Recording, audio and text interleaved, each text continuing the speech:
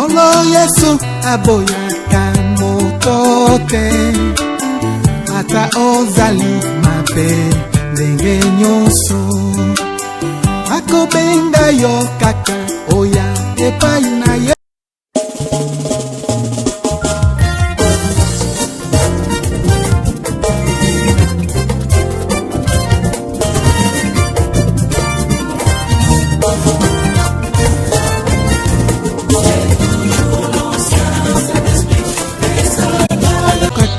Oya epai na ye akobongola yo okoma mosantu.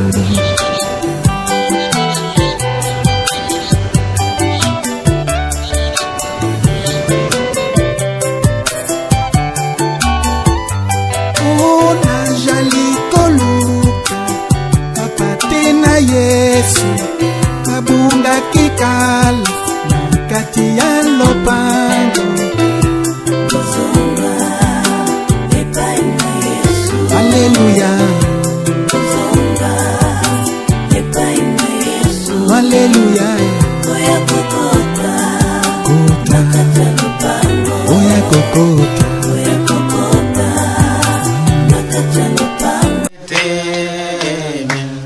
Jésus, Jésus, moi je t'aime. Jésus, Jésus, mon roi.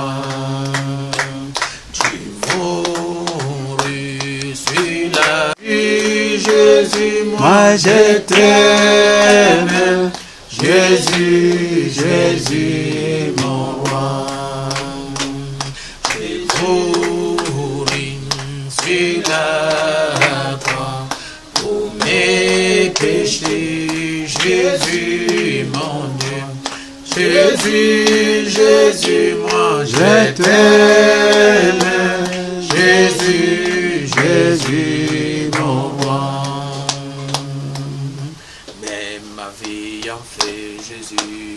Mais ma vie en feu. Pour l'amour de Jésus. Mais ma vie en feu.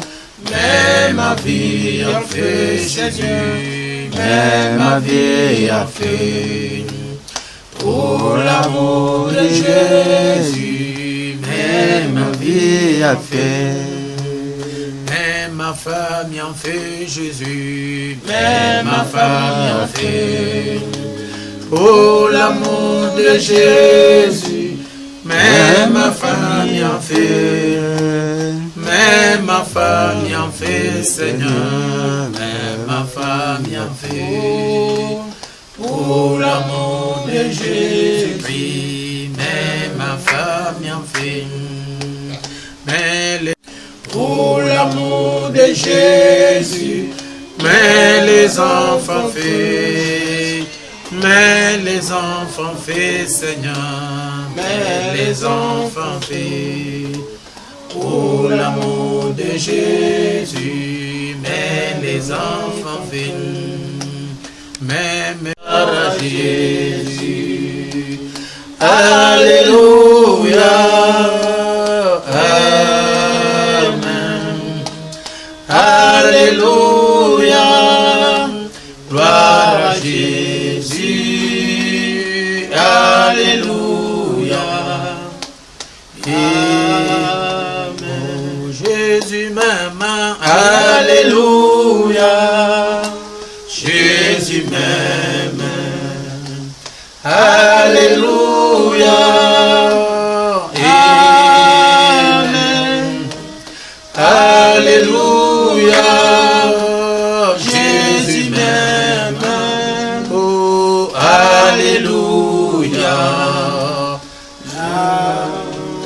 oh, Jésus est Seigneur, alléluia, Jésus est Seigneur, alléluia, oh, amen, alléluia, oh, Jésus est Seigneur, alléluia, oh, Jésus vivant, alléluia, Jésus vivant. vivant.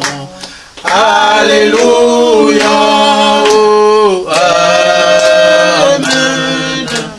Alléluia, Jésus vivant.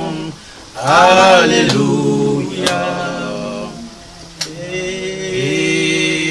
Amen. Chacun va dire mon Seigneur, Dieu tout-puissant, Père éternel, le prince des pères, le merveilleux, le roi de gloire, le tout-puissant, de tout en tout. Toi qui tiens la vie de tout le monde entre tes mains, toi qui gardes, Père tout-puissant, dans les bons et dans les mauvais moments, toi qui protèges, Père tout-puissant, de l'éternité en éternité, toi qui tiens, Père tout-puissant, le monde entier, Seigneur Jésus, dans tes mains, toi qui as proclamé dans ta parole, Père, au travers d'Amos, qu'aucun malheur n'arrive dans une ville sans que l'éternel soit à l'autel. Aujourd'hui, notre Seigneur Dieu, tu es en train de nous préparer à quelque chose de grand qui va arriver. C'est que nous avions parlé la fois passée sur la pression écuménique. C'est pourquoi, Seigneur Dieu, ces moments nous sont arrivés. Et tu avais dit, Père bien-aimé, que nous allons fuir dans les maisons. Nous allons fuir, Père, sans par-ci, par-là. Mais toi, le Seigneur Jésus, tu permets ces choses afin de nous préparer, Père Tout-Puissant, à cette grande pression écuménique. Oh Dieu qui a créé la terre, nous venons ici dans notre maison, dans l'église maison, comme cela fit Père Tout-Puissant au temps de la Bible, pour que Jésus-Christ, notre Dieu, tu puisses, Père Tout-Puissant, nous écouter, tu puisses, Seigneur, tu puisses nous exaucer. Alors que nous sommes en train, Père Tout-Puissant, de proclamer ce jour, Père Tout-Puissant, du Pâques, ce jour de la grande résurrection, où Jésus-Christ, le Dieu Tout-Puissant, est sorti d'entre les morts. Nous voulons ainsi que ces bénédictions soient partagées avec nos frères, soient partagées avec nos sœurs. Peu importe d'où ils sont, peut-être connectés au travers du monde entier, en ce temps où les gens sont confinés. Nous demandons, Seigneur Dieu, que tes bénédictions puissent accompagner tes enfants. Accorde à chacun de nous, Seigneur Dieu, le certificat, Père Tout-Puissant, de la résurrection. Accorde à chacun de tes enfants, Père Tout-Puissant, l'assurance bénie. Accorde à tes enfants la guérison de leur corps, la délivrance totale. Accorde, Seigneur Jésus-Christ, à tes enfants le baptême du Saint-Esprit, le remplissage, Seigneur Jésus, et accorde à ton peuple la puissance d'en haut, une visitation spéciale, Seigneur Dieu Tout-Puissant, comme tu avais promis cela.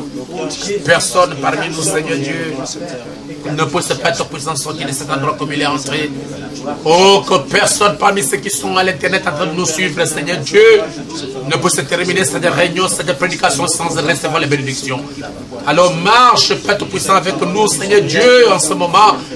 Oh Dieu Tout-Puissant, que tu épargnes, tu protèges ton peuple contre toute cette maladie de coronavirus qui est en train de se répandre dans le monde entier. Chaque jour, il y a des morts, chaque jour, il y a des maladies, chaque jour, il y a des nouvelles, Seigneur Dieu. Soit la protection, Père Tout-Puissant, de notre maison, soit la protection de la maison de chacun de tes enfants, Seigneur Dieu, afin que, Père, ces fléaux qui sont en train de frapper la terre, qui sont en train de frapper le monde, ne puissent pas, Seigneur Jésus-Christ, notre Dieu, nous nuire. Nous nous reposons sous la main puissante de Dieu vivant, parce que tu es notre abri, tu es notre retraite. Seigneur Jésus-Christ, garde-nous, Seigneur Dieu, que soit une bénédiction pour chacun de tes enfants partout où ils sont, dans le tout-puissant nom du Seigneur Jésus-Christ, notre Dieu. N'oublie pas de bénir l'épouse de Jésus-Christ dans le monde entier. N'oublie pas de bénir, Seigneur Dieu, la famille de notre PC, prophète William Aaron Branham. N'oublie pas de bénir notre PC, pasteur Barouti, Seigneur, ainsi que tous les pasteurs qui travaillent, Père Tout-Puissant, avec lui. Et nous bénissons aussi ceux qui travaillent avec moi au Gabon, Seigneur. Je veux qu'une bénédiction entre dans chaque maison dans le Tout-Puissant nom du Seigneur Jésus. Que toute personne qui nous suivrait ce matin, Seigneur Dieu, étant connecté, que les bénédictions de Dieu puissent se répandre sur lui. Qu'ils soient tous bénis. Et accorde-nous, Père Tout-Puissant, une bonne rencontre au travers des médias, au travers de l'Internet. Et que le glorieux Saint-Esprit puisse partager les bénédictions de la résurrection, les bénédictions de la Pâque avec chacun de nous, Seigneur Dieu Tout-Puissant, pour que nos cœurs puissent être consolés. Merci Jésus. Où est la parole? Où est les oreilles qui vont écouter, ceux qui vont le recevoir? Que les bénédictions du Seigneur marchent. Oh Dieu, tu ne laisseras pas ton peuple mourir ainsi au travers du monde. Tu es un Dieu de miséricorde, tu es un Dieu de grâce. Oh, vois peut-être les statistiques de tous ceux qui sont en train de mourir de jour le jour. À cause de cette maladie, Seigneur, cela nous dépasse. Oh Dieu, répands-toi, Père, des mots que tu as envoyés, afin que Jésus-Christ, ton peuple, Père Tout-Puissant, qui est habitué à t'adorer chaque dimanche, puisse trouver une occasion de t'adorer. Vraiment, nous t'en supplions, nous t'en supplions, Seigneur Dieu, nous pleurons, nous insistons sur la miséricorde divine, sur la grâce divine, Seigneur. Si tu avais pardonné la femme prostituée, si tu avais pardonné, Père Tout-Puissant, c'est lui qui était à la croix avec toi ce jour-là, Seigneur, je crois que tu peux pardonner, Père, les peuples de la terre qui crient et qui gémissent à cause de toi. C'est pourquoi nous venons comme des intercesseurs, nous tombons à la brèche comme des anges. Oh Dieu Tout-Puissant qui pleure et qui gémisse, notre Seigneur Dieu, à cause de toutes ces abominations et à cause des fléaux qui frappent le monde. Seigneur, retire ta colère, fais grâce, fais miséricorde, Seigneur Jésus-Christ notre Dieu, et accorde la paix à tous tes enfants. Merci Jésus. Répands ta grâce sur tous les frères, toutes les sœurs, au travers du monde, partout dans les nations où il y a cette maladie de coronavirus, Seigneur Dieu. Je veux que tu étendes ta grâce, que ta parole que nous avons avalée devienne une protection pour que l'ennemi ne puisse pas, Seigneur Jésus-Christ, notre Dieu, nous atteindre. Merci Jésus pour toutes choses et reçois toute la gloire et l'honneur parce que tu es Dieu. Dans le tout-puissant nom de Jésus-Christ, c'est béni aussi ma maison et la maison de tous ceux qui sont ici. Dans le nom de Jésus-Christ, Amen.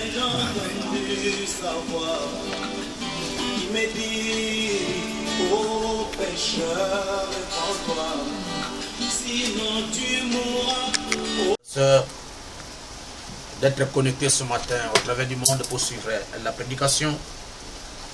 Merci, bien-aimés frères et sœurs, qui sont arrivés ce matin dans cette église maison, comme cela fit au temps de la Bible, pour que nous puissions savourer les bénédictions du Saint-Esprit.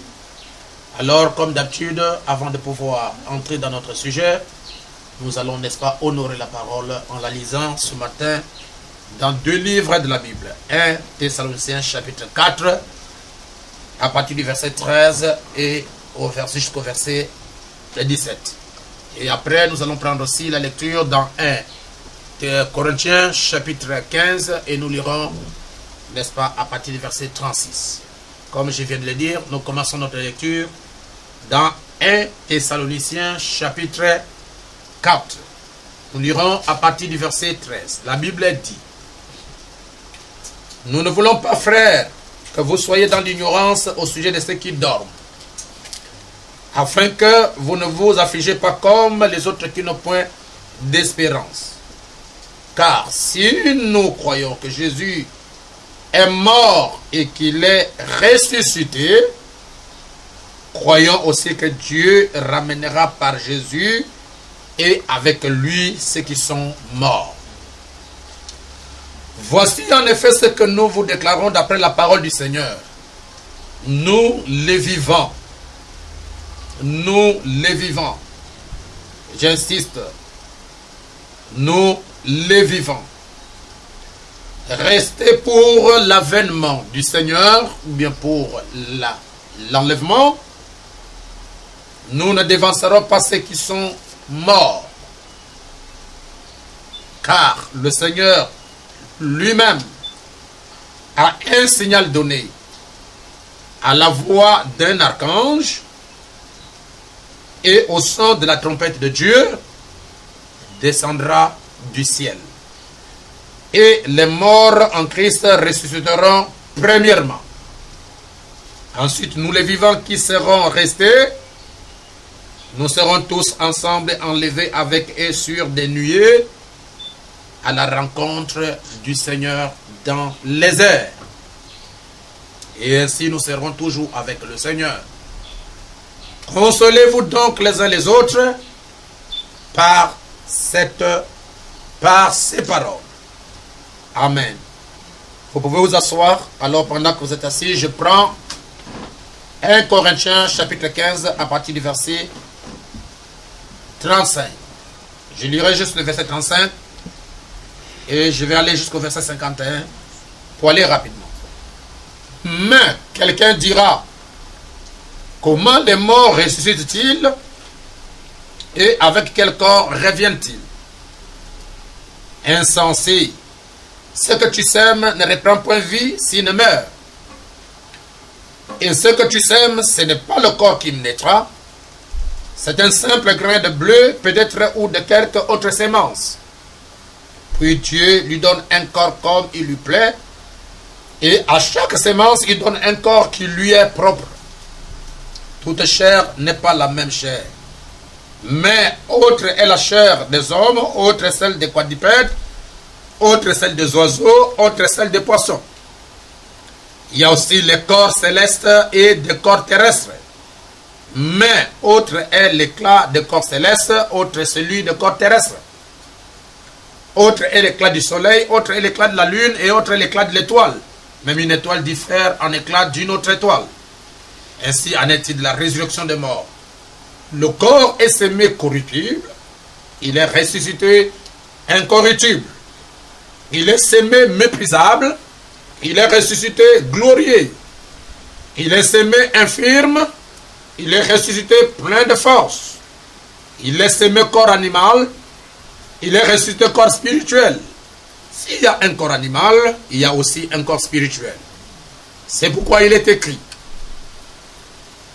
Le premier homme, Adam, devint une âme vivante. Le dernier Adam est devenu un esprit vivifiant. Mais ce qui est spirituel n'est pas le premier. C'est ce qui est animal. Ce qui est spirituel vient ensuite. Le premier homme tiré de la terre est terrestre. Le second homme est du ciel. Tel est le terrestre, tels sont aussi les terrestres. Et tel est le céleste, tels sont aussi les célestes. Et de même que nous avons porté l'image du terrestre, nous porterons aussi l'image du céleste. Ce que je dis, frère, c'est que la chair et le sang ne peuvent hériter le royaume de Dieu et que la corruption n'hérite pas l'incorruptibilité. Voici, je vous dis un mystère. Nous ne mourrons pas tous, mais tous nous serons changés. En un instant, en un clin d'œil, à la dernière trompette. Je reprends très bien le verset 51. Voici, je vous dis un mystère. Nous ne mourrons pas tous, mais tous nous serons changés. En un instant, en un clin d'œil, à la dernière trompette. La trompette sonnera et les morts ressusciteront incorruptibles. Et nous, nous serons changés. Car il faut que ce corps corruptible revête l'incorruptibilité. Et que ce corps mortel revête l'immortalité. Que le Seigneur Jésus-Christ bénisse sa parole. Amen. Alors, chers frères, chères sœurs, chers amis, vous qui êtes revenus encore ce matin, juste à côté de vos télévisions, à côté de vos écrans pour me suivre, j'aimerais vous chalomer, j'aimerais vraiment que notre Seigneur Jésus-Christ puisse vous bénir encore ce matin à l'écoute de cette merveilleuse prédication que le Seigneur a mis dans mon cœur pour vous apporter. Et j'ose croire que toutes les prédications qui vous sont mises en ligne, vous les suivez avec grande attention et les bénédictions du Seigneur sont derrière vous. Et je crois aussi que vous avez les bénédictions de guérison, les bénédictions tant spirituelles que physiques en écoutant ces exhortations. Alors sans trop tarder aujourd'hui, j'aimerais aborder un sujet très capital. Et je l'ai intitulé le mystère de la résurrection. Voilà ce que nous allons parler aujourd'hui. Et dans ce mystère de la résurrection, nous allons parler de la résurrection de Jésus-Christ et nous parlerons aussi de la résurrection des saints. Je parle des saints vivants et des saints morts. Vous allez peut-être me poser la question, pasteur, comment les saints qui sont vivants peuvent-ils être ressuscités? Oui. Les saints qui sont vivants doivent être ressuscités. Comment? Je vais vous expliquer cela. Parce que souvent, quand nous parlons de la résurrection, vous voyez seulement le côté des morts. Mais les vivants aussi doivent être ressuscités. Pourquoi? Parce que Jésus-Christ a insisté sur la mort en soi-même. J'aimerais dire brièvement sur la nouvelle naissance, qui n'est rien d'autre que la mort en soi-même. Lorsqu'une personne qui est née dans le péché, une personne qui a grandi dans le péché, une personne, n'est-ce pas, qui vit dans le péché, une personne qui s'est mêlée au péché, reçoit la parole de Dieu dans sa vie, cette parole de Dieu vient pour tuer en lui la vieille nature, afin que la nature de Jésus-Christ puisse ressusciter en lui. C'est en ce moment-là, chers frères, que je pourrais parler de la résurrection des vivants. Ainsi, avant de pouvoir aller trop loin dans notre sujet, nous venons de lire dans 1 Thessaloniciens chapitre 4. Et vous n'ignorez pas que nous avions commencé la lecture à partir du verset 13. Ainsi, avec l'aide spirituelle, avec une pensée centrée sur les Écritures par l'inspiration divine, vous allez remarquer que dans 1 Thessaloniciens chapitre 4, il y a deux mystères. Deux mystères qui sont cachés. Le premier mystère, c'est le mystère de l'enlèvement dont il est dit dans 1 Thessaloniciens chapitre 4 verset 13.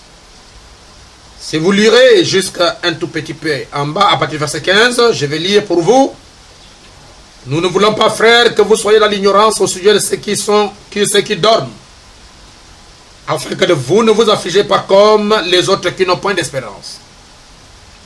Car si nous croyons que Jésus est mort et qu'il est ressuscité, croyons aussi que Dieu ramènera par Jésus et avec lui ceux qui sont morts.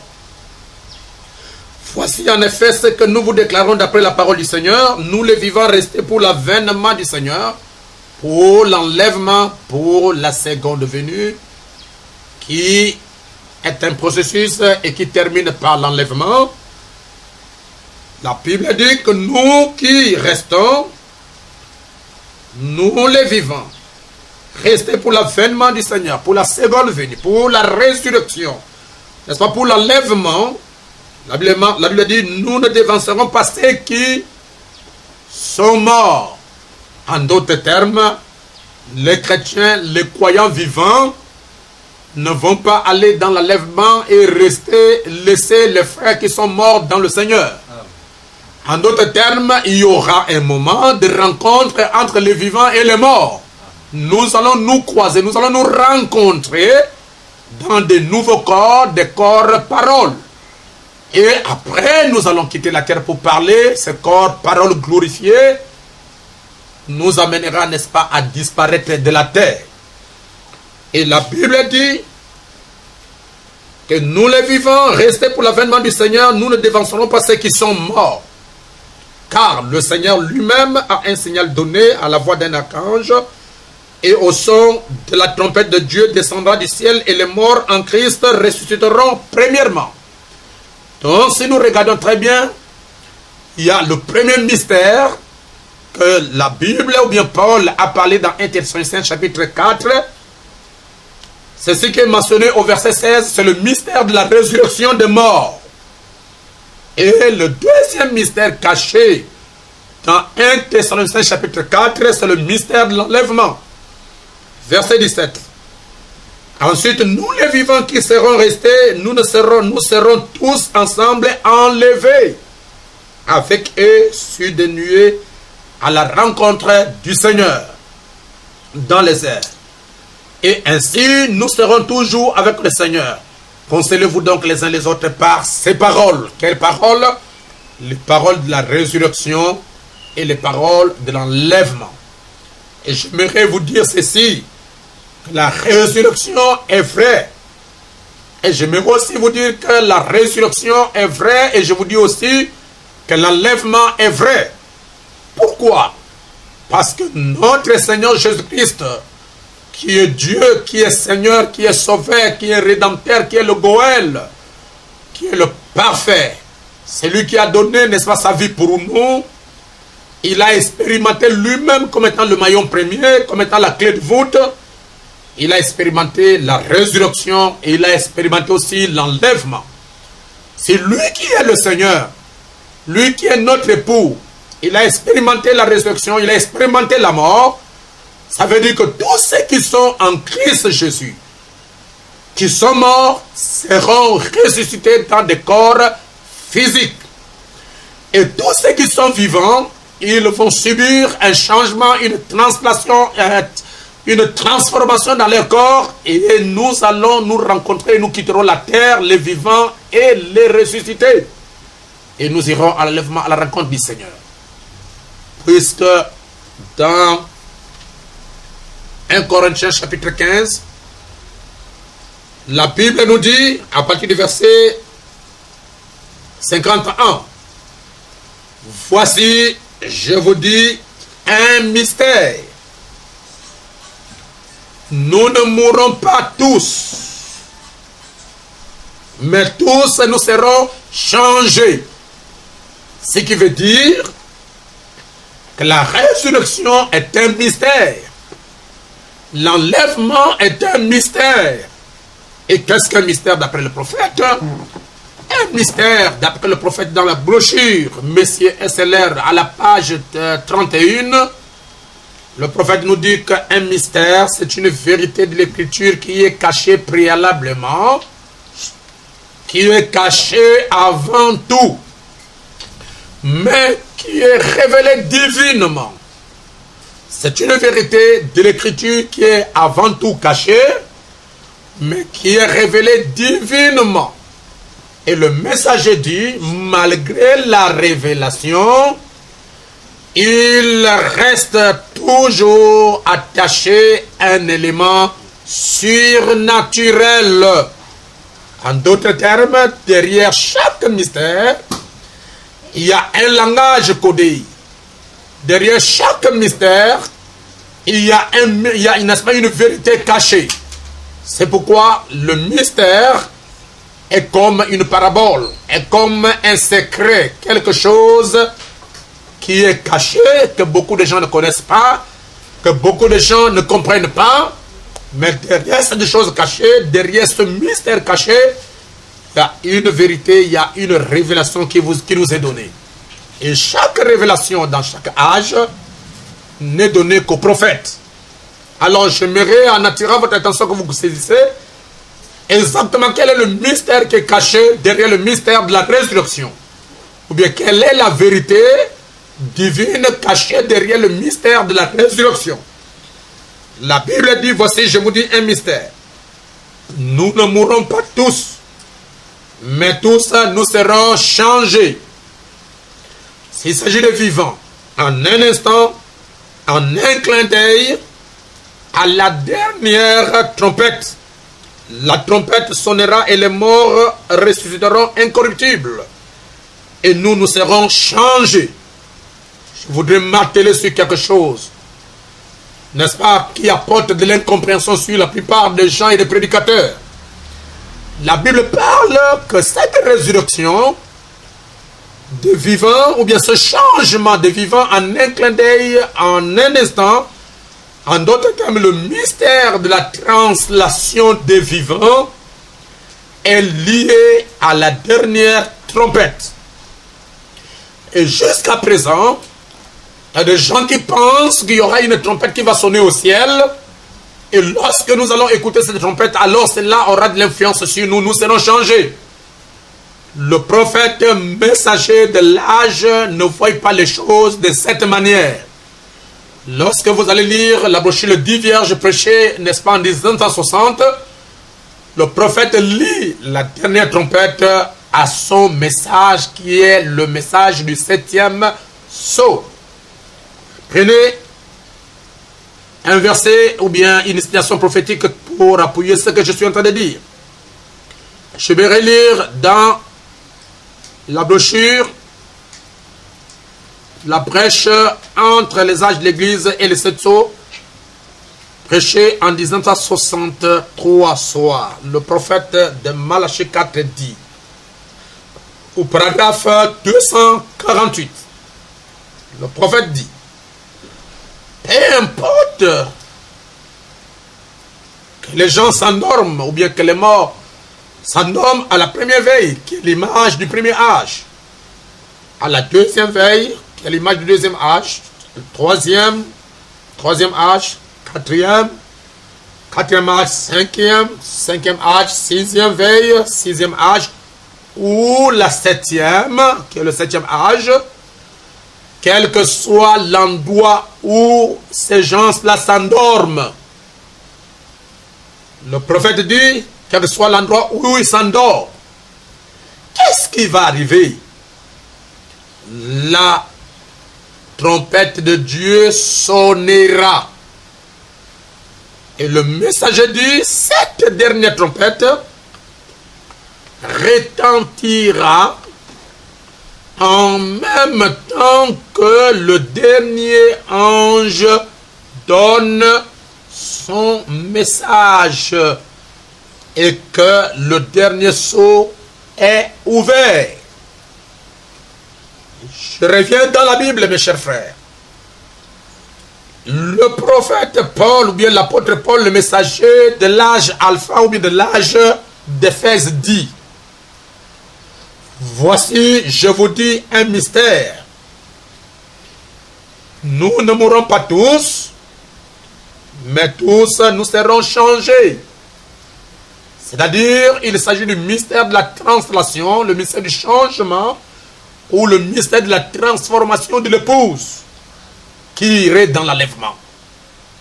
Cette épouse qui va aller dans l'enlèvement doit passer par le mystère de la translation de corps.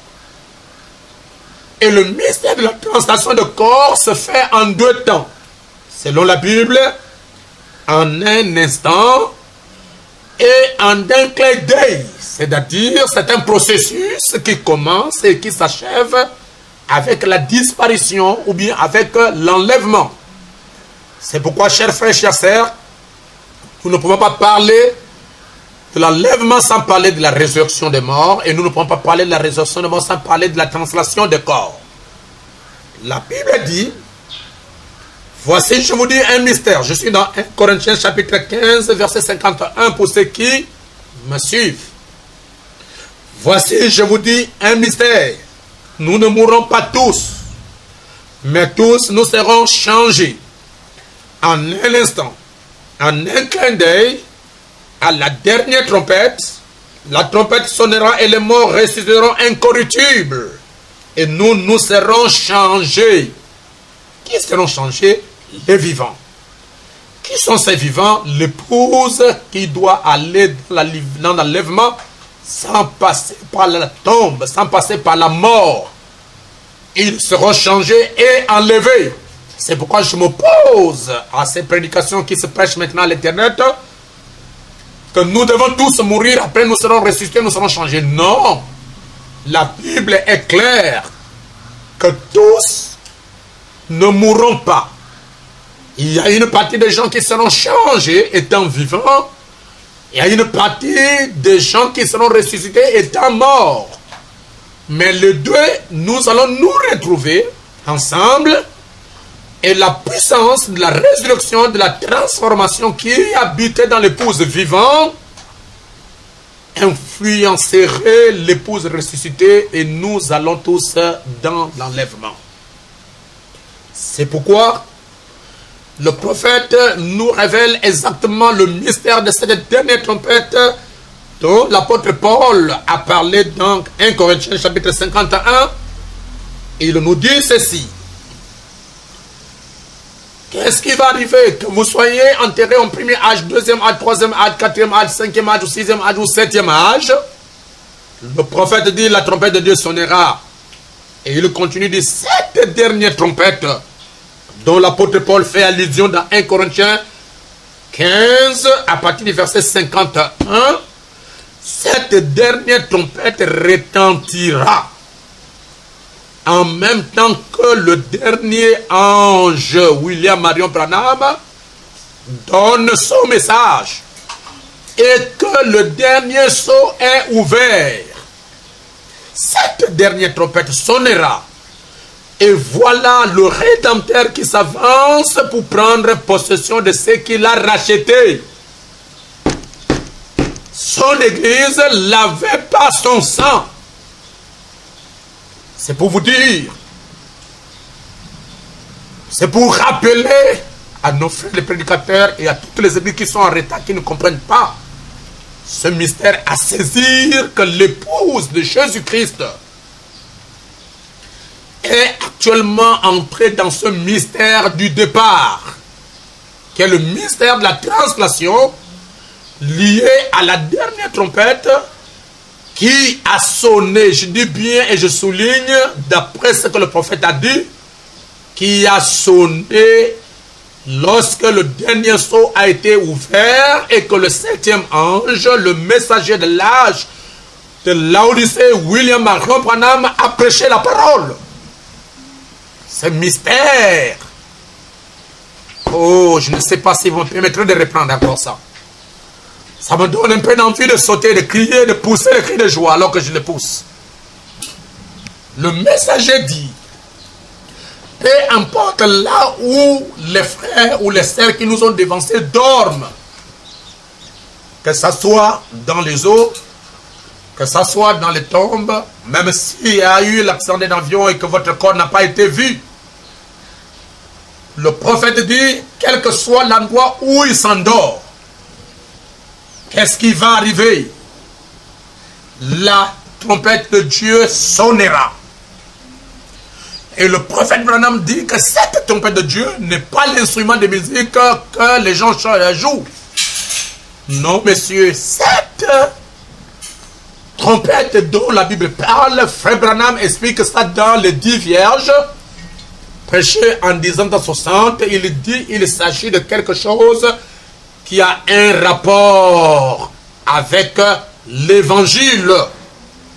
C'est pourquoi, chers frères et sœurs, dans Apocalypse chapitre 10, à partir du verset 7, ça c'est le verset de l'épouse. La Bible dit, au jour de la voix du 7e ange, quand il sonnerait la trompette, voilà votre dernière trompette. Lorsqu'il sonnerait la trompette, le mystère de Dieu s'accomplirait. Et entre autres, le mystère de l'enlèvement, le mystère de la résurrection, le mystère de la transformation de corps, le mystère même de corps, toutes ces choses-là seront révélées.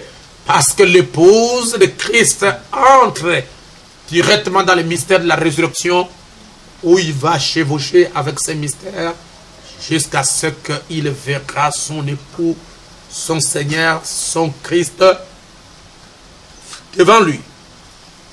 Et en ce moment-là, l'épouse ne serait plus jamais sur la terre. C'est pourquoi le prophète nous dit que le 7e sceau, je ne sais pas si je peux en parler ou pas, que le 7e sceau est un mystère, c'est le mystère du départ. Le prophète en parle ça dans la brochure, la fête des trompettes. Lorsque vous allez lire, je crois, à partir du paragraphe 287, vous avancez un tout petit peu, le prophète Branham, il lit le mystère du 7e sceau au mystère du départ. Et le mystère du départ, c'est le mystère de l'enlèvement. Et ce mystère de l'enlèvement est lié à la dernière trompette qui n'est rien d'autre que le message du 7e ange. Parce que le prophète dit que cette dernière trompette retentira en même temps que le dernier ange donne son message et que le dernier sceau est ouvert. Cette dernière trompette sonnera. Et voilà le Rédempteur qui s'avance pour prendre possession de ce qu'il a racheté. Son église lavée par le sang. Il continue au paragraphe 256 de la même brochure, la brèche entre les âges de l'église et les 7 sceaux. Le prophète parle au paragraphe 256. Et même les vivants qui seront restés jusqu'à sa venue ne devanceront pas ceux qui sont endormis. Car la trompette de Dieu sonnera. À cette dernière trompette, quand le dernier sceau sera brisé, et que le 7e ange apportera son message. La dernière trompette sonnera et les morts en Christ ressusciteront. Et nous, les vivants qui serons restés, nous serons ensemble enlevés avec eux à sa rencontre dans les heures. Frère Branham dit, il réclame. Maintenant, il s'avance pour réclamer à la descente de l'ange puissant, qui n'est rien d'autre que Christ Jésus lui-même, sous la forme transfigurée, changée de forme. La forme qu'il avait eue quand il était sur la montagne de la transfiguration dans Matthieu chapitre 17. C'est pourquoi dans Matthieu chapitre 17, la raison pour laquelle il y a eu Moïse qui était là, il y a eu Élie qui était là, et il y a eu Pierre et Jacques et Jean qui étaient là. Et le messager nous dit que Pierre, Jacques et Jean représentent Israël, les 144 000. Alors que Moïse représente ceux qui sont morts au cours des âges. Et Élie représente les saints, Frère Branham dit vivants à la fin de l'âge et qui seront transplantés par la colonne de feu et leurs messagers. Vous m'excuserez de pouvoir commencer à creuser alors que vous avez beaucoup de choses à écouter. C'est pour vous montrer, chers frères, que ce mystère, ces 3 mystères comme je l'avais prêché chez nous, n'est-ce pas, à Libreville, que ce sont les 3 mystères du départ. Le mystère de la résurrection, le mystère de la translation et le mystère de l'enlèvement. Ce sont les 3 mystères de départ, n'est-ce pas, qui s'entremêlent et qui agissent presque d'une manière identique dans la vie des vivants et dans la vie des morts. Mais comme je vous ai dit aujourd'hui, j'aimerais parler, n'est-ce pas, du mystère de la résurrection. Et dans le mystère de la résurrection, nous parlons du mystère de la résurrection de Christ et nous parlerons du mystère de la résurrection, n'est-ce pas, des morts. Mais avant d'y aller trop loin dans notre sujet, si vous avez l'œil, n'est-ce pas, d'un aigle, comme moi, j'ai lu ça ici dans 1 Corinthiens chapitre 15.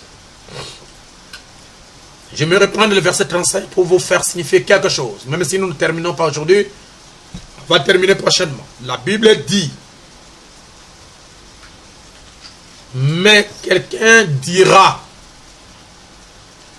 et j'aimerais que vous puissiez lire la Bible autrement, avec l'inspiration, avec la révélation et avec la conduite du Saint-Esprit pour ne pas échapper. Parce que si le Saint-Esprit ne vient pas vous révéler ce que je suis en train de vous apporter ce matin, vous serez comparable à toutes les dénominations. Parce que les dénominations aussi, ils lisent les mêmes versets que nous lisions. Mais quelqu'un dira, comment les morts ressuscitent-ils et avec quel corps reviennent-ils? L'apôtre Paul dit, insensé, ce que tu sèmes ne reprend point vie s'il ne meurt. Verset 37, et ce que tu sèmes, ce n'est pas le corps qui naîtra.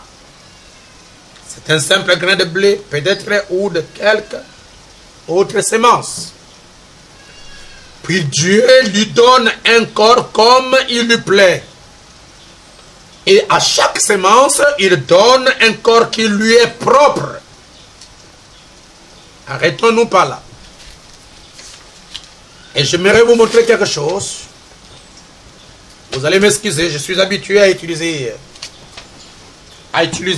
le tableau, mais ici on ne peut pas utiliser le tableau parce que nous n'avons pas de tableau, il n'y a pas du temps. Voilà ce que l'apôtre Paul veut signifier. Au verset, n'est-ce pas, 37 de 1 Corinthiens 15. Et ce que tu sèmes, ce n'est pas le corps qui naîtra. C'est un simple grain de bleu, peut-être, ou de quelque autre sémence. Puis Dieu lui donne un corps comme il lui plaît. Et à chaque sémence, il donne un corps qui lui est propre. Vous voyez? Nous avons ici une sémence comme l'apôtre Paul nous dit. Et vous allez comprendre et saisir quelque chose. Nous avons ici une sémence. Mais à l'intérieur de cette sémence, il y a une vie. Ça, c'est le corps extérieur qui est comparable à votre corps. Mais à l'intérieur de cette sémence, il y a une vie.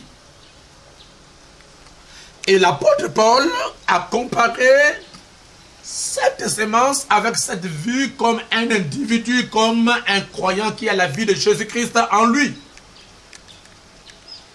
Et vous allez voir ce mystère et vous comprendrez ce mystère. Quel est le mystère au juste qui est caché derrière une sémence ou bien une graine de sémence?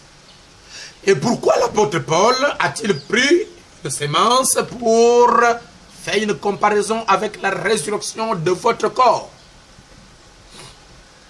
C'est parce qu'à l'intérieur, il y a une sémence. Et l'apôtre Paul dit, et ce que tu sèmes, ce n'est pas le corps qui naîtra. En d'autres termes, ce que tu vas cacher sous la terre. Ce que tu vas cacher sous la terre, ce corps-là, de cette sémence-là qui va aller sous la terre, l'apôtre Paul dit que ce n'est pas la même sémence ou bien ce n'est pas le même corps qui naîtra. Alors comment est-ce qu'une sémence reçoit le nouveau corps? Si nous pouvons comprendre comment une sémence reçoit le nouveau corps, alors vous allez comprendre comment un homme, un chrétien, un croyant peut recevoir le nouveau corps. C'est à partir de la vie qui est cachée dans cette sémence. Vous allez m'excuser, je me sens bien. Si j'étais dans ma chair, j'allais taper 10 fois. Et j'ai envie de sauter, de crier, de pousser le cri de joie, parce que la révélation me rend ivre. Comment une sémence reçoit ou reçoive un nouveau corps? Ce n'est pas un corps qui vient d'ailleurs. Ce n'est pas un corps qui vient de quelque part. Parce que si nous pouvons comprendre comment une sémence reçoit un nouveau corps, alors nous comprendrons comment est-ce qu'un homme, un croyant, un chrétien peut recevoir un nouveau corps. La Bible dit, merci Seigneur, que lorsqu'il est sémé, ce n'est pas la même sémence, ce n'est pas le même genre de corps qu'il reviendra avec ça. Ce qui va se passer, chers frères, c'est quoi? C'est la vie qui est dans cette sémence, la vie qui est dans cette graine de bleu, n'est-ce pas? Qui va se transformer. Je pense que vous m'écoutez très bien. C'est la vie qui est à l'intérieur de cette sémence qui va former à l'intérieur même de cette sémence un nouveau corps qui apparaîtrait suivant un processus. Je ne sais pas si vous me suivez. Je dis que c'est la sémence reçoit un nouveau corps à partir de la vie qui est à l'intérieur de cette sémence.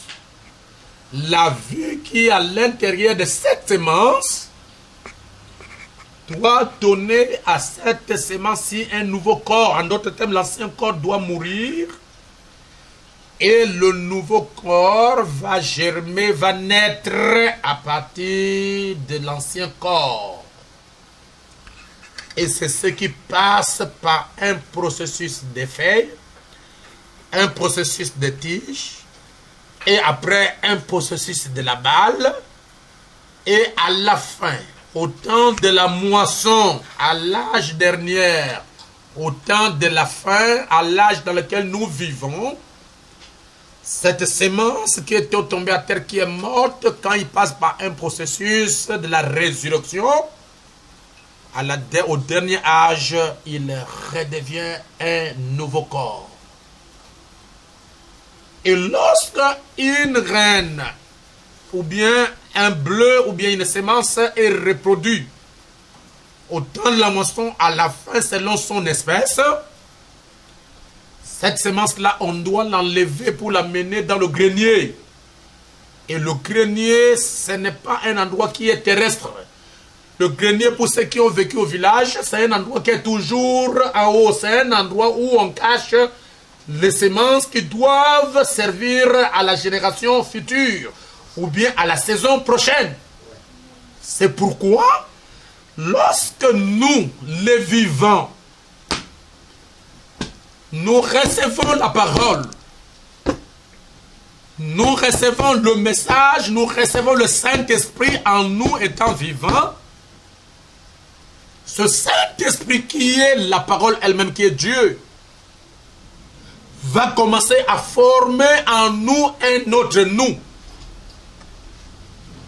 Et lorsque vous passez par la mort, cet autre toi qui a été formé par le Saint-Esprit, par la parole qui était en vous, il sort de ce corps, et cet vieux corps né de l'homme et de la femme, qui a péché, qui a convoité, qui a fait des choses dont la Bible condamne, elle retourne à la poussière de la terre. Et cet être, cette nouvelle maison, ce nouveau corps, cet édifice que le Saint-Esprit a formé en vous, c'est ce corps qui va partir dans l'enlèvement. Je ne sais pas si vous me comprenez quand même. Est-ce que ceux qui m'assistent, vous me comprenez bien? Amen. Pouvez-vous me donner le meilleur d'amen? Amen. Donc j'aimerais dire ceci, chers frères, chères sœurs, que ce mystère de la résurrection est profond. C'est pourquoi Jésus-Christ, notre Seigneur, devrait passer par la mort. Et il doit être ressuscité. Et après, il doit être enlevé. N'est-ce pas? Pourquoi? Parce qu'il est la première graine de blé qui doit tomber à terre.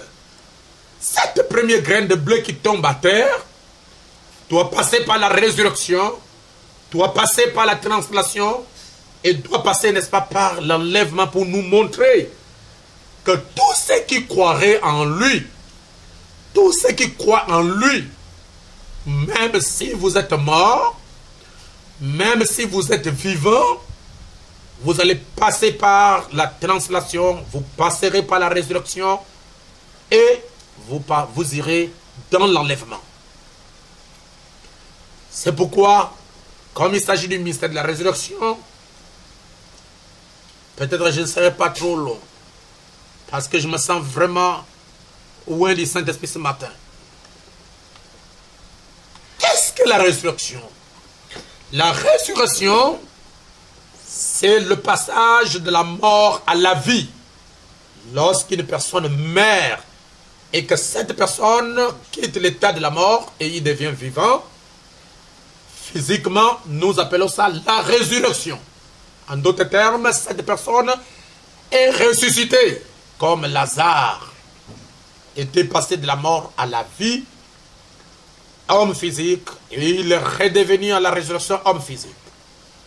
Comme l'enfant de la Sunamite, n'est-ce pas, qui était mort, et au temps d'Élie, et après, il était ressuscité.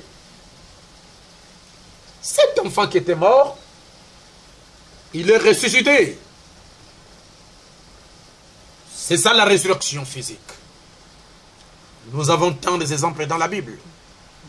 Nous avons la femme, n'est-ce pas, de l'autre femme qu'Élie avait ressuscité sa fille, la femme sunamite. L'enfant était ressuscité. Nous voyons la veuve qui était morte, Lazare qui était mort. Ce sont des exemples bibliques, l'exemple de la résurrection physique. En d'autres termes, la résurrection n'est rien d'autre que le passage de la mort à la vie. Deuxièmement, la résurrection, c'est le passage aussi de la vie du péché à la parole. Lorsqu'une personne quitte l'état du péché, quitte la vie du péché, à la parole de Dieu, à la parole, au message, à la parole de l'heure, cette personne-là est ressuscitée aussi. Mais sa résurrection n'est pas une résurrection physique, mais c'est une résurrection spirituelle. Alors vous me direz, mais pasteur, quelle est exactement la définition de la résurrection? Parce que nous voyons d'un côté la résurrection physique, le passage de la mort à la vie, de l'autre côté la résurrection spirituelle, le passage de la vie du péché, le passage de la vie du monde à la vie de la parole, c'est aussi une résurrection, mais une résurrection spirituelle. Alors j'ai réuni les deux mots pour vous parler exactement de ce que c'est la résurrection. La résurrection n'est rien d'autre qu'un processus dont l'apparition physique des morts est la phase finale. Lorsque nous voyons nos frères, nous voyons nos sœurs, n'est-ce pas? Nous avons atteint la phase finale du mystère de la résurrection. C'est comme une graine de bleu qui est tombée à terre. Cette graine de bleu passe par la chambre noire qui est la mort. Et cette sémence de graine va produire les feuilles. Cette graine va produire la tige. Et après, au fur et à mesure qu'il est en train de continuer son processus, il va produire la balle. Et vous allez retrouver qu'à l'intérieur, cette même sémence qui est tombée à terre avec le vieux corps, lorsqu'il passe par le mystère de le processus de la résurrection, lorsqu'il apparaît à la fin, il n'a plus le vieux corps, il a le même corps, mais ce corps-là est jeune.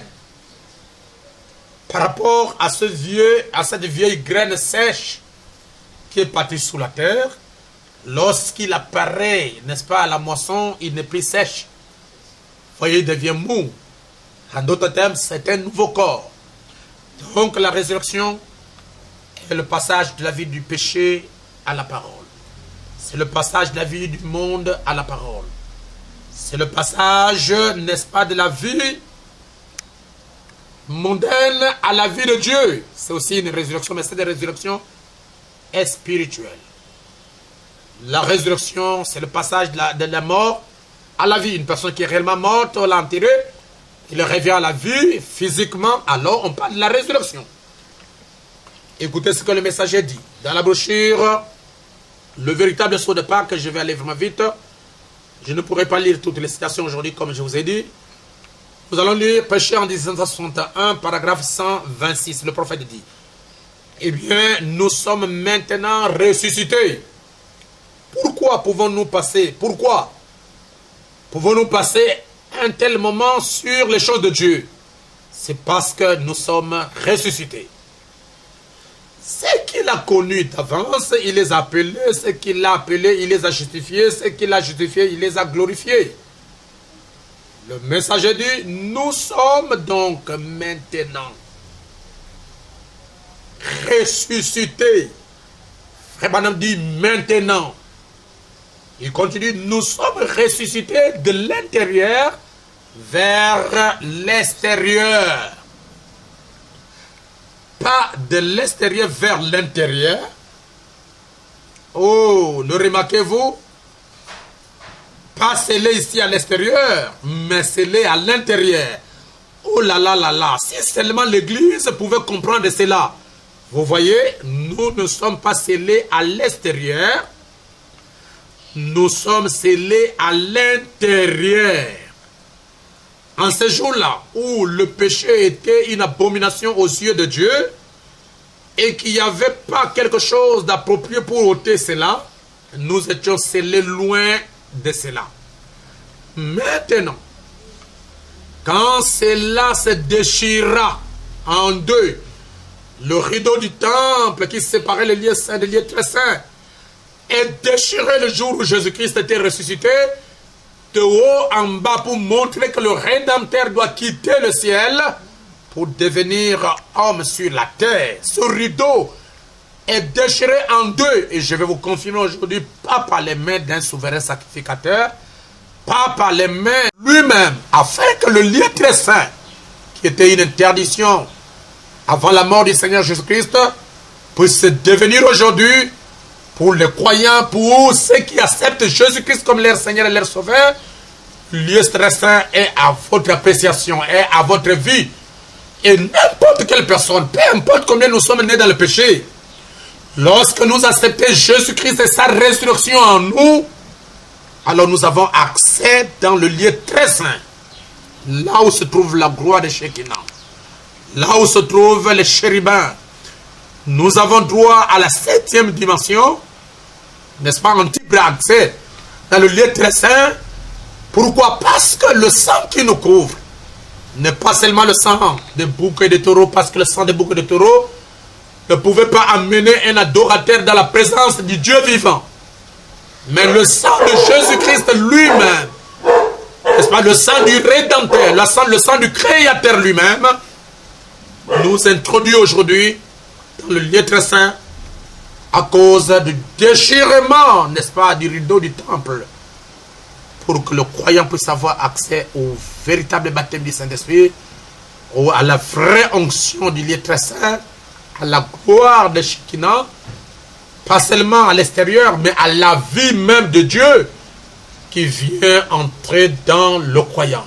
En d'autres termes, nous échangeons nos vies avec le Rédempteur. Nous lui donnons notre vie, nous lui donnons nos mauvais comportements, nous lui donnons notre, n'est-ce pas, nos colères, nous lui donnons notre attitude négative, nous lui donnons, n'est-ce pas, tous nos agissements négatifs, et lui, le Rédempteur, il nous donne sa vie. Sa vie revient dans l'adorateur au moyen de la foi dans le Rédempteur. Le messager dit, en ce jour-là, où le péché était une abomination aux yeux de Dieu et qu'il n'y avait pas quelque chose d'approprié pour ôter cela, nous étions scellés loin de cela. Mais quand cela déchira, quand cela se déchira en deux, et que ce sceau fut brisé par un sacrifice expiatoire offert pour nous, nous sommes alors baptisés à l'intérieur, c'est-à-dire dans nos cœurs, et scellés à l'intérieur. Le messager dit, nous sommes ressuscités. Nous sommes maintenant ressuscités. Il continue de dire, nous sommes déjà ressuscités. Comment le savons-nous? La Bible le dit, amen, nous sommes maintenant ressuscités. Et il continue, nous sommes maintenant ressuscités avec lui dans une résurrection spirituelle. Nous sommes maintenant ressuscités avec lui dans une résurrection spirituelle. On dit, qu'est-ce que signifie le mot vivifier? Vivifier signifie résurrection. C'est vrai, nous sommes déjà ressuscités maintenant, étant assis ensemble dans les lieux célestes en Jésus-Christ, nous régalant du sceau de Pâques. Amen. C'est cela le véritable sceau de Pâques de Dieu. Comment le sommes-nous? Nous avons été baptisés par un seul esprit pour former le corps et éternellement scellés. Nous sommes maintenant ressuscités spirituellement. De quoi sommes-nous ressuscités? D'une vie de péché. Autrefois, nous étions des pécheurs et nous aimons les choses du monde.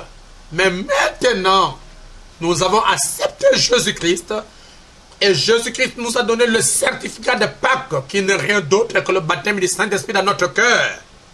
Alors, nous sommes ressuscités. C'est pourquoi, même si nous mourons, étant vivants, nous mourons dans notre chair, c'est le corps qui va mourir pour accomplir la loi. N'est-ce pas? Donc, ou bien la parole que le Seigneur avait dit, tu es poussière, tu retourneras à la poussière. C'est pourquoi, chers frères, chères sœurs, rare quand nous parlons du baptême du Saint-Esprit, bien nous enseignons du Saint-Esprit, nous arrivons toujours à oublier le pourquoi le Saint-Esprit nous a été donné. Ce n'est pas seulement pour manifester les œuvres de Jésus. Ce n'est pas seulement, n'est-ce pas, pour avoir la vie de Jésus. Ce n'est pas seulement pour que nous puissions avoir une vie de prière intense. Ce n'est pas seulement pour donner l'onction au prédicateur. ce n'est pas seulement pour avoir la puissance. Le Saint-Esprit nous a été donné. C'est pour former en vous, le nouveau corps.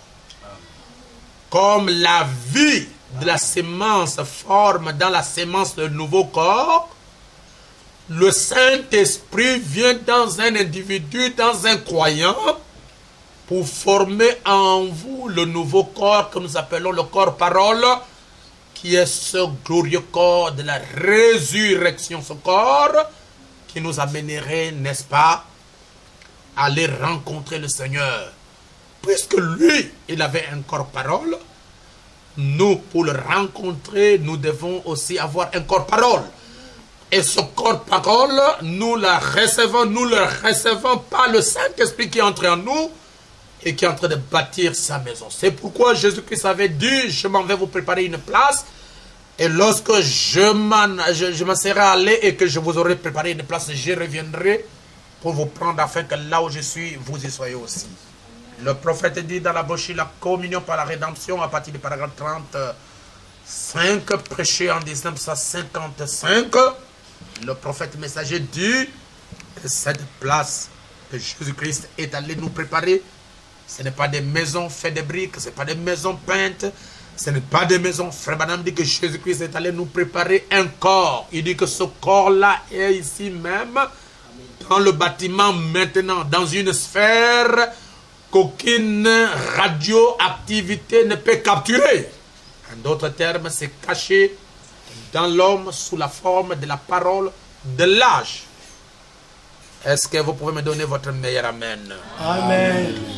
Le messager nous dit ceci. Le véritable sceau de Pâques, paragraphe 72, il dit maintenant l'église qui prétend avoir le Saint-Esprit. La preuve venant de Dieu de cela, la preuve que vous êtes passé de la mort à la vie, c'est que les choses anciennes sont passées dans votre vie. Et pour vous, les choses sont devenues nouvelles. C'est la preuve de la part de Dieu en ce qui concerne la résurrection. Si réellement vous êtes ressuscité d'une vie du péché à la parole, les choses anciennes doivent mourir. Vous n'êtes plus ce que vous étiez. Amen. Là où vous doutiez de la parole de Dieu, à chaque parole, à chaque fois que la parole déclare, à chaque fois que la parole de Dieu déclare, vous dites Amen. Parce que vous êtes mort à la vie du passé, vous êtes mort aux choses anciennes, et votre vie est devenue une vie nouvelle. Voyez-vous, quelque chose vous est arrivé. Cela n'est pas la première forme, cela n'est que la première forme de la résurrection. L'Esprit de Dieu à l'intérieur est la première forme de résurrection. Donc toute personne qui n'a pas le Saint-Esprit en lui, cette personne-là est encore dans la vie du péché et dans les choses anciennes. Et cette personne-là n'est pas ressuscitée spirituellement. Et je veux dire ceci. Comme je me sens religieux ce matin. Vous ne pouvez pas ressusciter physiquement dans votre corps si vous n'êtes pas au préalable ou bien premièrement ressuscité à l'intérieur. Bref, la résurrection spirituelle qui se passe de l'intérieur à l'extérieur amène l'homme à la résurrection physique. Et je vais être bref, je vais être direct en nous, en soi. Dieu est en train de ressusciter votre corps au travers votre corps que vous avez contourné là-bas en Éden. Dieu est en train de ressusciter ce corps en vous au moyen du baptême du Saint-Esprit. C'est pourquoi le baptême du Saint-Esprit est capital. C'est ce que Frère Branham appelle la véritable nouvelle naissance. En d'autres termes, votre vie ancienne est morte et vous êtes ressuscité dans une nouvelle vie au travers de la parole que le Seigneur Jésus-Christ a plantée en vous. Et dans cette parole-là, il y a la sémence de vie. C'est cette sémence de vie qui est dans la parole qui crée autour de toi un nouveau corps. Oh, que le Seigneur Jésus-Christ soit loué à jamais pour ces révélations. Est-ce que vous aussi, vous pouvez dire Amen à cela? Amen. C'est pourquoi le prophète dit dans la bouche le 5e sceau, vraiment vous allez s'hypothèser un peu de ma folie, paragraphe 438. Heureusement, je ne suis pas la chair, sinon j'allais courir. Le prophète Branham dit, mes frères Smith, pour essayer de soutenir, vous voyez, pour essayer de soutenir sa thèse du sommet de l'âme. Là, il dit que l'âme dort et qu'il n'y a pas l'autel du sacrifice au ciel. Que le seul autel dont il est question, c'est ce que lui il croit qu'il y a au ciel, c'est l'autel des parfums. Mais, mes chers amis, et je ne cherche pas à contredire mon frère, je veux, j'espère le rencontrer de l'autre côté. Vous voyez, je ne cherche pas à contredire cet éminent docteur. Mais c'est simplement pour vous montrer que ceci prouve le contraire. Vous voyez, ça prouve le contraire. Ah, alléluia. Le prophète Branham dit, l'ouverture des sceaux en ces derniers jours élimine complètement la possibilité du sommeil de l'âme. Amen. Frère Branham dit, ils sont vivants. Ils ne sont pas morts. Voyez, remarquez. C'est pourquoi les 7 sceaux ont été ouverts. Pourquoi Dieu a-t-il ouvert le sceau? Dieu a ouvert le sceau, c'est pour ressusciter les croyants d'une vie du péché à la vie de la parole, à la vie de Jésus-Christ. C'est pourquoi les sceaux ont été ouverts. Et ces choses, nous devons les écouter dans nos églises afin de créer et de produire dans le croyant la foi de l'enlèvement. Parce que la foi vient de ce qu'on entend et ce qu'on entend vient de la parole. Vous allez me supporter, vous allez vraiment me supporter parce que je ne peux pas aller trop loin aujourd'hui. Parce que je me sens vraiment envahi de la rosée du ciel. Et ça me pousse, ça me donne envie de crier. Et je vais me retenir. Le prophète dit, l'ouverture des sceaux en ces derniers jours élimine complètement la possibilité du sommeil de l'âme. Amen. En d'autres termes, il dit, voyez, les gens qui sont morts, ils sont vivants. Amen. Ils ne sont pas morts. Amen. Pourquoi? Parce que les 7 sceaux, l'onction du 7 sceaux, qui est l'onction divine, l'onction royale, l'onction de Jésus-Christ lui-même, a ressuscité les vivants de la vie du péché à la vie de mort. Et tous ceux qui sont morts depuis les âges passés, ils attendaient l'ouverture de la parole pour que la vie de Jésus-Christ entre pleinement en eux pour qu'ils puissent subir la résurrection partielle avant d'y arriver à une résurrection physique. Pourquoi? Parce que sans nous, ils ne peuvent pas arriver à la perfection. Paragraphe 440 du 5e sceau toujours. Frère Branham dit, remarquez bien là, or, il n'y a pas d'autel de sacrifice au ciel, ou le sacrifice pour le péché, alors l'agneau, il doit y avoir un endroit où se trouve cet agneau immolé sanglant, où se trouve le sang de cela. Et il continue. L'épouse est entrée. Il y a toute une différence entre l'église et l'épouse. Voilà, l'église reste. Toujours dans la révélation de la Bible littérale. Ils lisent les choses littérales. Ils n'ont pas la révélation des passages bibliques. Pourquoi? Parce qu'ils ont rejeté le prophète.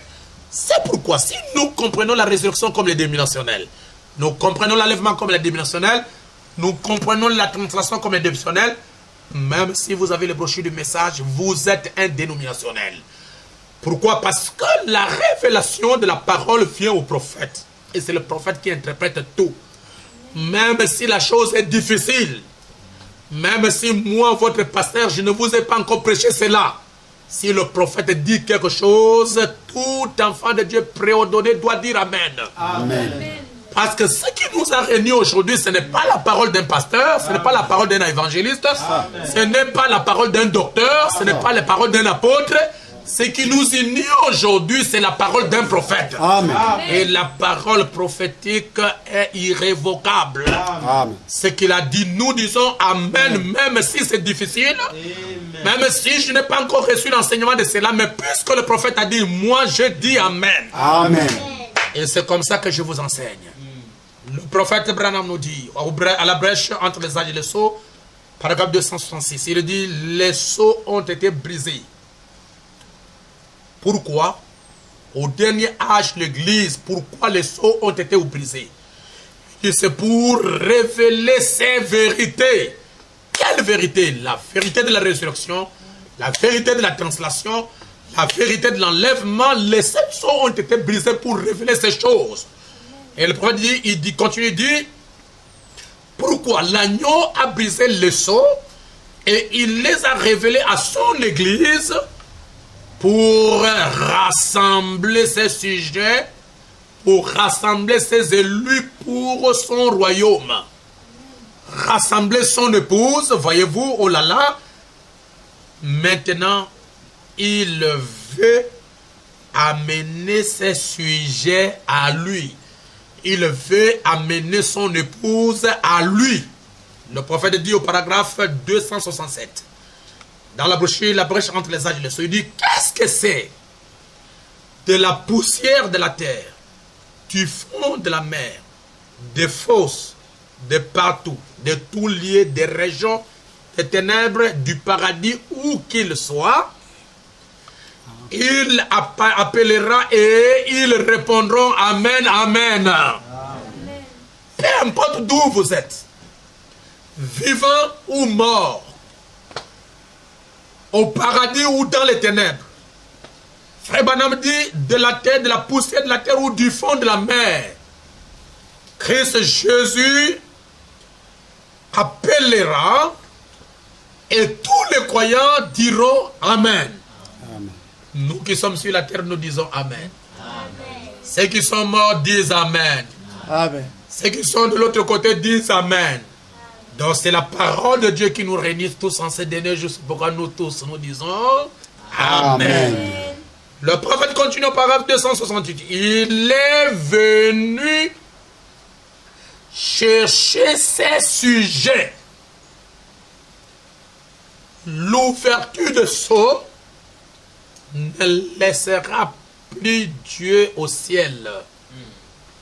L'ouverture de sceaux ramène Jésus-Christ sur la terre. Amen. Mais dans une forme transfigurée, dans une forme changée. La forme de Matthieu 17, c'est cette forme-là qui va ramener Jésus-Christ sur la terre sous forme de l'ange puissant, sous forme de la nuée de gloire, sous forme de Christ, la parole, sous forme du messager de l'alliance. Pour faire quoi? Frère Branham dit, il est venu chercher ses sujets. Il est venu chercher son épouse. Amen. Il a révélé ses secrets et ils les ont vus. Il est venu chercher son épouse, il est venu chercher ses sujets pour attirer l'épouse. Il a mené quelque chose. Parce que chaque homme, pour attirer le cœur de sa femme, n'est-ce pas, comme vous qui êtes dans le processus de la fréquentation, le processus d'avoir des femmes, chaque fois que vous venez vers lui, vous l'apportez quelque chose pour attirer, n'est-ce pas, cette épouse. C'est pourquoi Jésus-Christ nous a apporté la parole, nous a apporté ses secrets, nous a apporté ses mystères, afin de nous attirer vers lui. Amen. Et lorsque vous avez avalé la parole et que vous avez compris que Jésus-Christ est bon et il goûte, ne l'abandonnez plus. Amen. Peu importe les persécutions, peu importe la pression, peu importe, n'est-ce pas, tout ce qui peut nous arriver, nous devons rester fidèles à notre époux parce que très bientôt, ça serait le départ. Nous allons quitter la terre l'un de ces 4 matins. Et je vais vous dire que tous les mécanismes sont déjà mis en place. La parole est là. Le Rédempteur est là sous la forme de l'ange puissant. Il est là sous la forme de Christ, la grande nuée de gloire, la grande colonne de feu. Rien ne reste à ce que l'épouse puisse quitter la terre. Il attend simplement que la bête et tous ses associés et tous ces groupes mettent la pression sur nous. De la même manière qu'ils ont cherché à mettre la pression sur Marie et Jésus, Jésus et Marie sont sortis hors de la ville et quand ils sont venus, ils sont déjà partis. Ce grand mystère, selon Apocalypse 12, nous est réservé. Lorsque l'église œcuménique cherchera à mettre la pression dans l'épouse, ce mystère qui est en vous, le mystère de la translation et le mystère de la résurrection, le mystère de l'enlèvement sera matérialisé et nous quitterons la terre et nous partirons.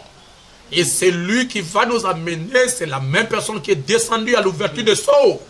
Ce n'est pas quelqu'un d'autre. C'est le Seigneur Jésus-Christ lui-même.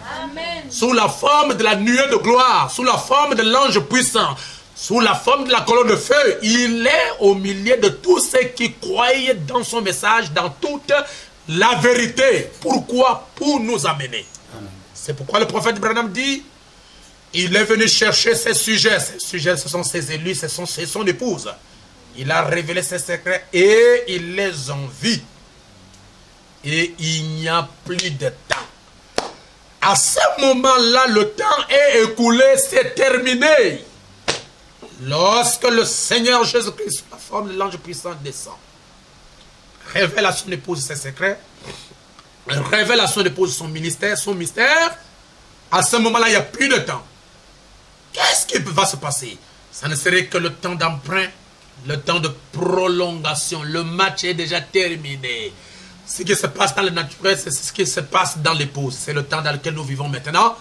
Toute chose est terminée, toute chose est mise en place. Et bientôt, l'épouse de Jésus-Christ va quitter la terre pour le départ. Le prophète continue au paragraphe 269.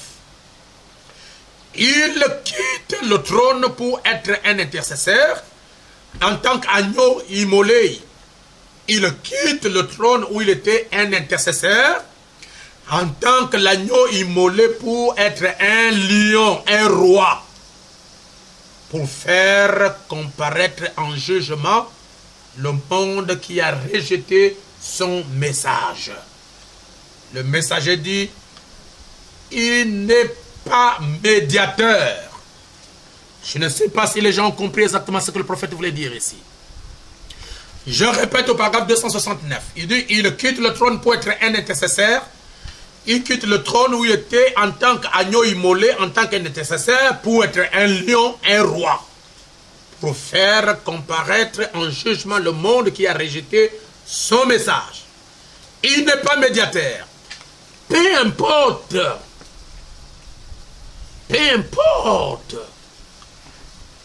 que ses enfants, son peuple et ses élus s'endorment à la première veille, à la deuxième veille, à la troisième, à la quatrième, à la cinquième, à la sixième et à la septième veille, parce que les veilles représentent les âges de l'Église, quel que soit l'endroit où ils s'endorment. Qu'est-ce qui va arriver? La trompette de Dieu sonnera. Cette dernière trompette retentira en même temps que le dernier ange. Le dernier ange, c'est William Mario Branham, donne son message et que le dernier sceau est ouvert. Cette dernière trompette sonnera. Et voilà le Rédempteur qui s'avance pour prendre possession de ce qu'il a racheté. Son église lavée par son sang. Voilà ce grand mystère de la résurrection. Ok, pour terminer. La mort de Jésus-Christ avait pour but je ne sais pas si vous me suivez. La mort de Jésus-Christ avait pour but sauver les vivants, les élus qui croient en lui. C'est pourquoi le messager dit, Jésus-Christ n'est pas mort pour tout le monde. Jésus-Christ non plus n'est pas venu sauver tout le monde. La mort de Jésus-Christ où Jésus-Christ est mort pour sauver les vivants, les élus qui croiraient en lui. Deuxièmement, il est mort pour délivrer les saints de l'Ancien Testament dont la Bible parle dans Matthieu chapitre 27. À partir du verset 45 jusqu'en bas. Troisièmement, Jésus-Christ est venu pour délivrer les captifs. Ces captifs-là, ce sont les saints de l'Ancien Testament. Et il est venu pour guérir les malades. Je vous lis dans Ésaïe, chapitre 61. La Bible dit, bien qu'Ésaïe, en son temps, il avait donné ça sous forme de prophétie, mais cette prophétie ne lui concernait pas. Jésus avait dit, Ésaïe avait dit plutôt, l'Esprit du Seigneur, l'Éternel, est sur moi. Car l'Éternel m'a oint pour porter des bonnes nouvelles aux malheureux. 1. Prêcher la bonne nouvelle aux malheureux. Il m'a envoyé pour guérir ceux qui ont le cœur brisé. Troisièmement, pour proclamer aux captifs la liberté. Et aux prisonniers la délivrance. Enfin, pour proclamer, pour publier une année de grâce de l'Éternel. Voilà ce que Jésus-Christ est venu faire. 1. Prêcher la bonne nouvelle aux malheureux. 2. Guérir ceux qui ont le cœur brisé. 3. Accorder aux captifs la liberté. 5. 4. Accorder aux prisonniers la délivrance. 5. Accorder une année de grâce ou bien une année de jubilé, n'est-ce pas, aux croyants. C'est la raison pour laquelle il a quitté le ciel et il est venu. C'est pour que vous entendiez la bonne nouvelle. Il a prêché ça lui-même. Il continue à prêcher ça maintenant par ses prophètes ou bien par ses messagers ou par ses prédicateurs. Il est venu pour vous guérir, vous qui êtes malade et qui avez une maladie, peut-être que le docteur ne peut pas vous guérir. Jésus-Christ est venu pour ça. Il est venu pour libérer, accorder aux prisonniers la délivrance. Quels sont ces prisonniers? Ce sont les saints de l'Ancien Testament qui sont partis au séjour de mort, capturés, étant en captivité pour attendre la venue du Rédempteur qui est le Seigneur Jésus-Christ. Et pour publier une année de grâce de l'Éternel, en d'autres termes, une année de jubilé. C'est pourquoi nous qui fêtons la Pâque, dans l'Ancien Testament, dans Exode chapitre 12, la Pâque, lorsque les enfants d'Israël ont fêté cela, ils ont arrêté ou bien ils ont attrapé l'animal le premier jour du mois de Nissan ou bien du mois d'avril pour nous qui utilisons le calendrier romain. N'est-ce pas? On arrête l'agneau. Maintenant, la Bible dit, on arrête l'agneau, s'il vous plaît, le 10e jour du mois de Nissan. Calendrier religieux. Le 10e mois du jour de mois d'avril, ils vont arrêter, ils vont, n'est-ce pas, prendre un agneau. Premièrement, cet agneau doit être un agneau sans défaut. Deuxièmement, on doit garder cet agneau-là pendant 4 jours. Et au soir du 14e jour du mois de Nissan, du mois d'avril, alors l'agneau doit être immolé. Ils vont prendre du sang de cet agneau, ils vont appliquer ça sur le linteau de la maison, et ils doivent manger cet agneau sans défaut à la hâte, avec le pain sans levain, pour montrer, 1, je ne sais pas si vous me suivez, 2, le jugement, pas que selon le calendrier romain, Et nous célébrons la Pâque selon le calendrier juif. Cet agneau qui a été arrêté le 10e jour, selon le livre d'Exode chapitre 12, doit être gardé pendant 4 jours. Et après, il sera tué. C'est en avril. Jésus-Christ est ressuscité en avril. Le mois d'avril, les enfants d'Israël ont traversé la mer Rouge pour aller au-delà. En ce mois, c'est un mois qui nous révèle beaucoup de mystères. C'est pourquoi tous ceux qui sont nés dans ce mois, votre pierre de naissance, c'est le diamant. Votre signe du zodiaque, c'est le bélier. Et je ne voudrais pas prêcher les pierres de naissance. Juste paraphraser la prédication. Chers frères, chères sœurs, Jésus-Christ, on l'a arrêté un mardi du mois d'avril pour montrer que les types ne faillissent pas.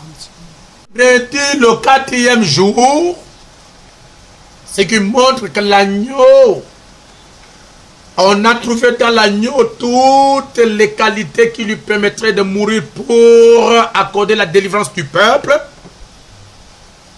Jésus-Christ a été sacrifié, il a été tué par les Romains. Quand? Au temps du soir. Jésus-Christ n'est pas resté à la tombe 3 jours. Il n'est resté que 2 jours et demi parce qu'on l'a tué le vendredi soir. Et la Bible dit qu'il est ressuscité le dimanche matin. Donc, il n'a pas fait 3 jours dans la tombe. Il n'a fait que 2 jours et demi, chers frères et chères sœurs. Et en ce jour de la résurrection de Jésus-Christ, après sa mort, il a condamné tes péchés.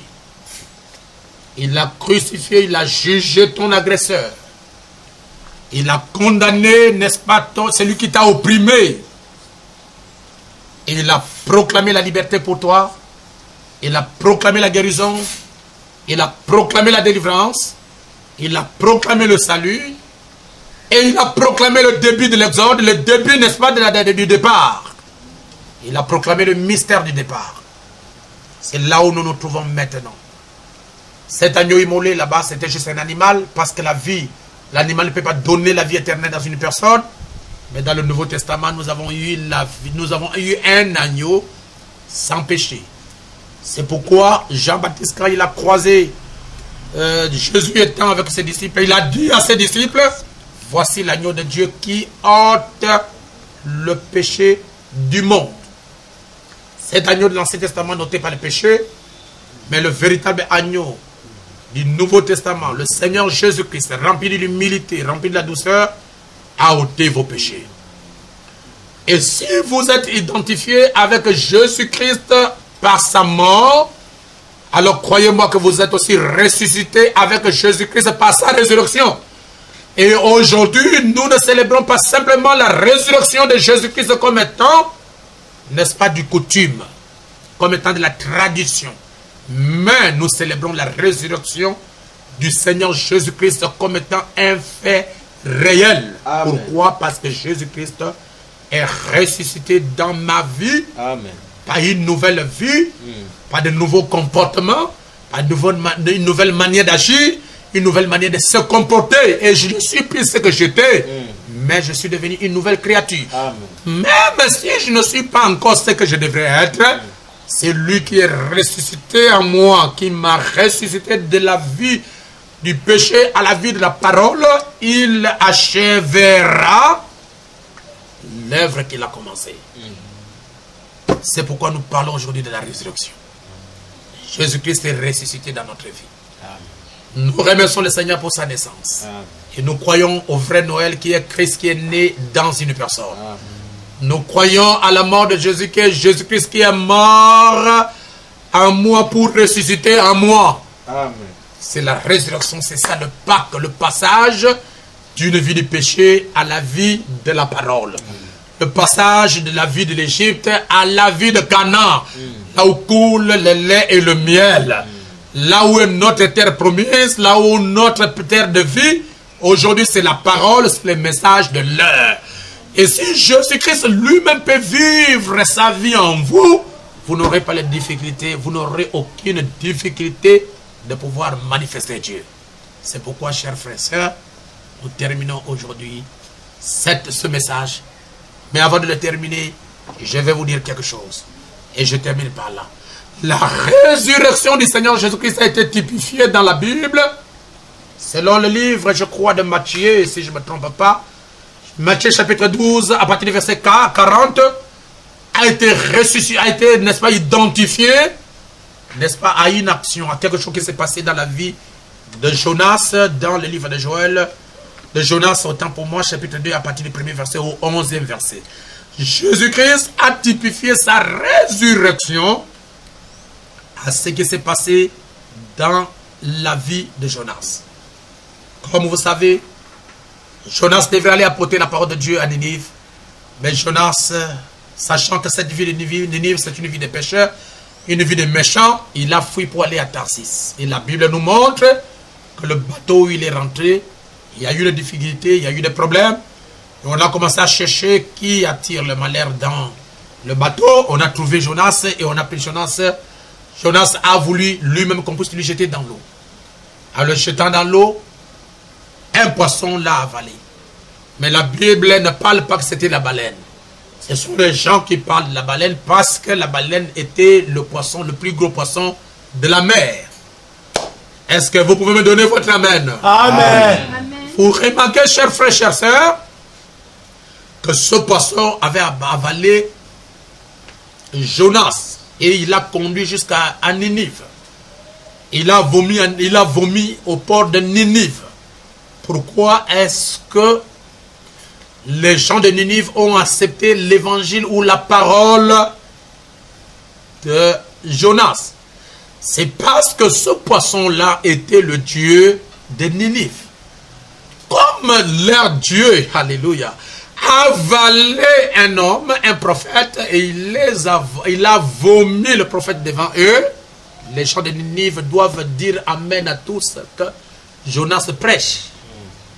Est-ce que l'Église peut me donner le meilleur d'amen? Amen. Vous remarquez qu'aujourd'hui, Gloire à Jésus. notre Dieu, sous la forme de la nuée, a avalé un prophète, William Marion Branham.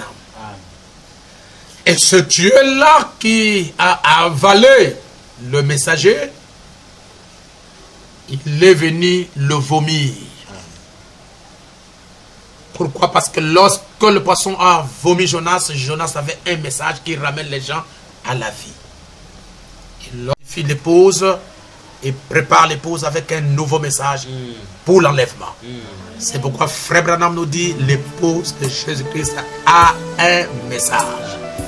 Et nous sommes actuellement dans l'âge de l'épouse.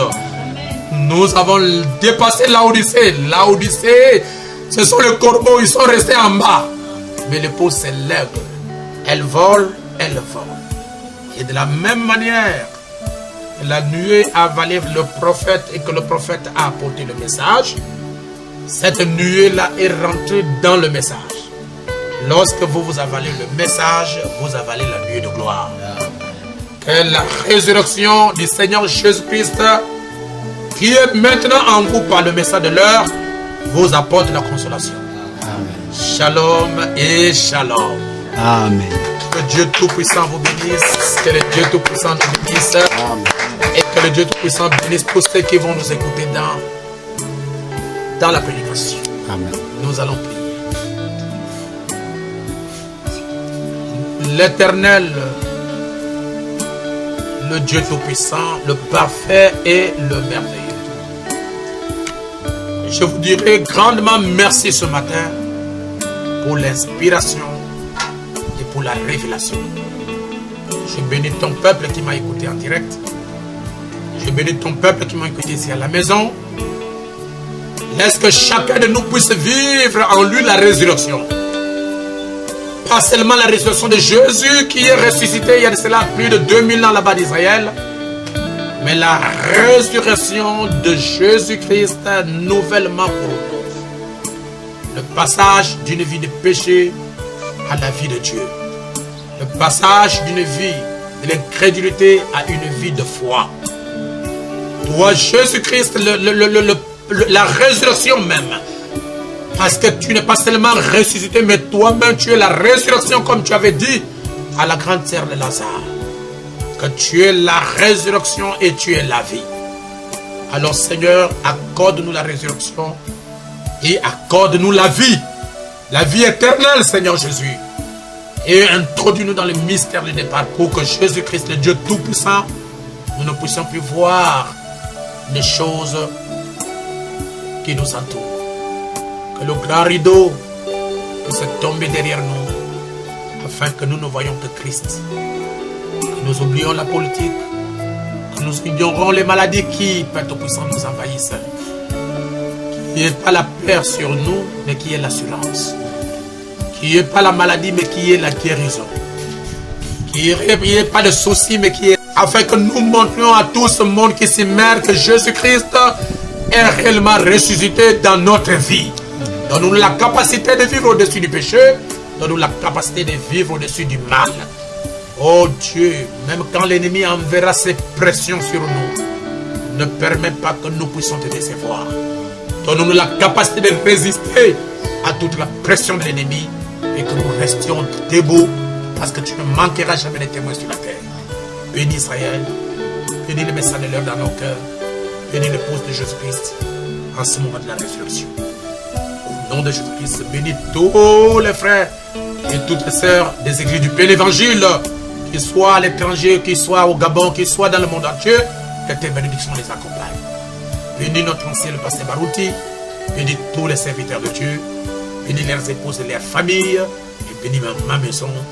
Dans le nom de Jésus-Christ, que toute personne qui assiste à la réunion ici soit bénie. Amen. Pour la solution à tous ces problèmes. Ceux qui sont malades, guéris-les au nom de Jésus-Christ. Ceux qui ont des problèmes dans leur cœur, donnez la solution au nom de Jésus-Christ. Parce que nous sommes dans la résurrection, la condamnation de notre ennemi et la délivrance du peuple. Amen.